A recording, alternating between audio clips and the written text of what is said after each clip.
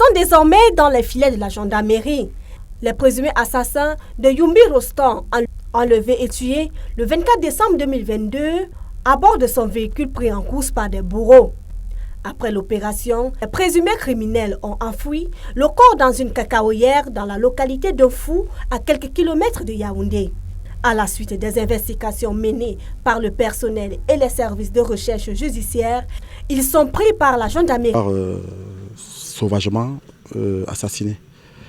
Alors de quoi s'agit-il effectivement? Les faits remontent à décembre 2022. La victime est prise en course par ses bourreaux. Il s'amène ici au village Away. En réalité, les bourreaux avaient déjà en tête de lui arracher son véhicule et de procéder donc, à leur sale besoin, c'est-à-dire celle de l'assassiner froidement et dissimuler, n'est-ce pas, le corps. Donc, tout est parti d'un cas d'enlèvement depuis Yaoundé. Au cours de nos investigations, on s'est rendu compte qu'en réalité, il s'agissait d'un cas d'assassinat. Donc, les investigations, grâce à des listings téléphoniques qui ont été exploités, on a pu interpeller les différentes personnes à Yaoundé, à Anfou et à Bomban.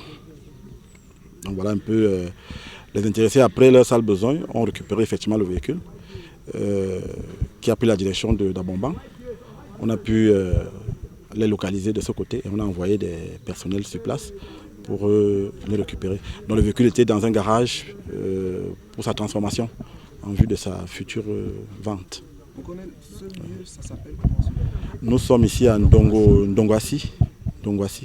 Ça c'est le nom de ce village.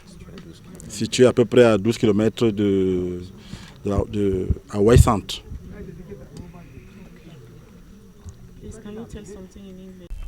Après Hawaï et Fou, c'est finalement dans la Bomba que les présumés assassins sont arrêtés.